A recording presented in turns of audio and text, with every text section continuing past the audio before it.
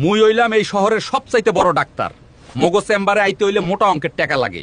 এই রাস্তার ফকির মিসকিনগো সেবা করার টাইম মগো নাই। ডাক্তার সাহেব, মোর পোলাটারে একটু দেখেন। মুই গরিব মানুষ, দিন আনি দিন খাই।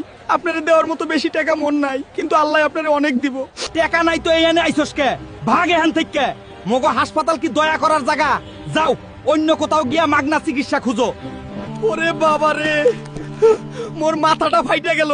কেউ কি নাই মোর একটু হাসপাতালে নিবার? ওরে দয়াল রে। ডাক্তার সাহেব, আপনি ডরায়েন না। মুই আপনারে এখনই হাসপাতালে লয়ে যাইতাছি। মানুষের বিপদে মানুষ না দাঁড়াইলে আল্লাহ নারাজ হয়। আপনি একটু ধৈর্য ধরেন। মিষ্টি আলু ভাই, মোরে মাফ কইরা দেন।